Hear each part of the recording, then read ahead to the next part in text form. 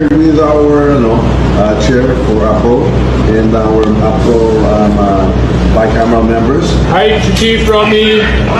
please kindly convey to the entire AFP, to our men and women in uniform, that as we committed, that the subsistence daily allowance from 150 to 350 has not only been affirmed but has been approved and is being signed right now. We will ratify the bicameral report this afternoon. So please tell them that regardless of whatever doubt, whatever they heard, that's all fake news. Basta nagsalita tayo when we speak. I as a speaker in the House, when we speak, we mean it and we will always deliver. You are top priority, sir. Please tell the men and women in the AFP, top priority po kayo. And we are fully committed to support all of you and to keep your morale high and to always take care of you. Please convey that. Thank you. Yes, sir. Mabuhay, mabuhay, mabuhay ang AFP. Mabuhay kayo lahat. Salamat, sir. Okay. I will relate this, sir, to the troops of the crowd, and then I will include this in my speech during the AFP. So that is signed here in the BICAM, that will be ratified tonight in the plenary. We will ratify the budget on Wednesday, and the President will sign it into law. That is as good as gold. So I just wanted to allay any fears that there was anything other than what we have committed in some balance to you and to the troops. Mabuhay, mabuhay, mabuhay, mabuhay. Maraming salamat po, sir. We look forward to our fellowship on the 13th at Aguinaldo. Oh, yes, sir. Yes, sir. Okay. Mabuhay. Merry Christmas to all. Thank you, thank you. Merry Christmas, sir. Thank you, thank you. Magandang regalo ito sa mga sundalo, sir. Yes. Thank you. More will be coming. We'll be looking for more ways to support the troops. Assure them. Yes, sir. We assure them more for next year as well. Thank you, thank you. Yes, sir. Salamat po. Salamat. Sir, salamat. Thank you. Romualdez muling tatakbong walang kalaban sa eleksyon. So si Speaker Martin Romualdez tatakbong congressman sa kanyang distrito doon sa Tacloban sa Leyte na walang kalaban. Alam ko may kalaban si Tita Nene, Neneng Nene. Oh, si Tita Nene. Kilala ko ito si Tita Nene Bacale. May kalaban siya. But ang problema, na-disqualify daw. Bakit na-disqualify? Kasi na-check natin sa social media, yung balota ng distrito ni Speaker Martin Romualdez, wala yung pangalan ng kalaban niya, si Tita Nene Bacale. So, I don't know yung iba, wala din. But yung kilala ko dyan, si Nene Bacale, kasi siya yung inendorso. Inendorso siya ni former President Digong Duterte.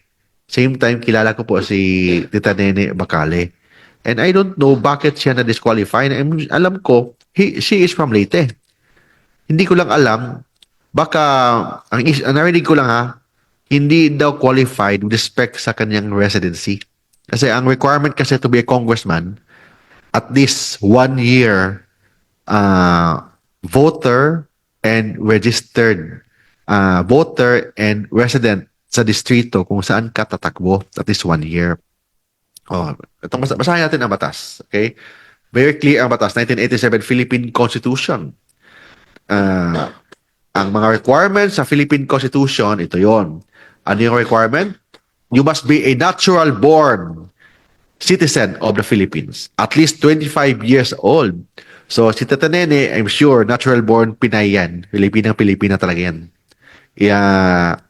Waray talaga yan, si Tita Nene. At least 25 years old, yes. More than 25 na si Tita Nene. Mas matanda na yan. Tita nga tawag ko kasi matanda na eh. So, more than 25 years old na siya. I think mga 60s or basta mga 60s ang age po ni Nene Bacale. A registered voter in the district. Botante siya. Possible, botante siya doon. And dito yata yung issue is the issue about the residency for at least 1 year before the day of the election.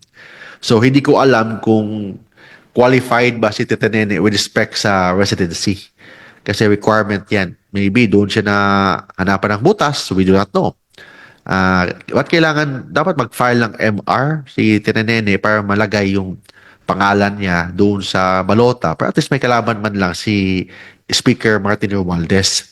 May kalaban siya para tingnan natin ang totoong eleksyon pag may kalaban. Pag walang kalaban kasi parang ang mga politiko, pag walang kalaban, hindi na nangumpanya, mayabang na kasi sure winner na sila. Yun normal.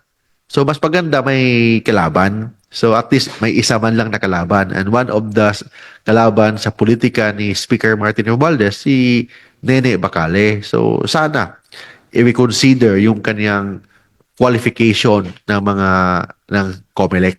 Bakit kaya na-disqualify siya? Maybe, I don't know ha, kasi ang narinig ko about the residency.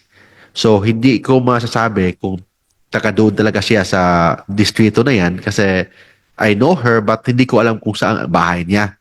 Maybe the best person to answer that is Nene Bacale but I'm sure sana ang COMELEC tingnan niya. Kasi ang residency kasi under the law, hindi kailangan actual ka nandun sa bahay mo as long as you have the intention of returning. This is the Supreme Court decision in Imelda Romualdez Marcos versus COMELEC na hindi ka kailangan na nandun, actual nandun, ng 1 taon bago ang eleksyon, 2 taon bago ang eleksyon, as long as you have the intention of returning. Because for purposes of election law, hindi residency ang kailangan. Hindi the concept of residency ang kailangan, but that domicile. Ang domicile na prinsipyo kasi sa political law is kahit wala ka doon, but you have the intention of returning. So, doon mo mabilang. Like for me, maybe I'm here in Metro Manila, but I have the intention of returning in my hometown. So, yun yan. So, kahit wala ako doon, kung tatakbo ako doon, I'm qualified. Kahit wala ako doon because I have the intention of returning. And I'm sure, yun yata kay Tita Nene. So, maybe kailangan niya sagutin lang, explain niya sa COMELEC bakit siya dapat ma-qualified to run for Congress doon sa distrito ng Tacloban, Leyte. So, yun lang yan. Basta pangit sa politika na tatakbo ka na wala kang kalaban, wala ka challenge. Mas maganda, may kalaban para taong bayan may opportunity na mamili kung sino ang karapat-dapat nila na iboto this coming election. Kasi pag isa lang, walang kalaban, walang choice. It's either iboto mo siya or hindi mo na iboto. Blanco lang. Pangit naman. So, mas maganda na may kalaban and so that para ang the democracy will work properly pag 2, 3, or 4 ang magkalaban para makita natin that yung boses ng taong bayan, importante. Kasi pag walang kalaban, possible, yung mga politiko, hindi na mga kumpanya yan. Hindi na kayo pansinin mga botante, hindi na kayo pansinin yan pag walang kalaban. Pag may kalaban yan, alagang-alaga kayo dyan. So, mangumpanya sa'yo yan. Pupunta sa bahay niyo, pupunta sa barangay ninyo, pupunta sa bayan ninyo, mapakilala, ano yung mga plataforma nila, anong gusto nila. But kung walang kalaban, possible, wala na ganun. So, for me, for ang demokrasya mag-work, dapat may pagpilian ang taong bayan. Yun ang masasabi ko with respect sa campaign doon sa Tacloban. Kung totoo man na disqualify lahat ng kumakalaban kay Speaker Martin Romualdez doon sa Tacloban, Leyte.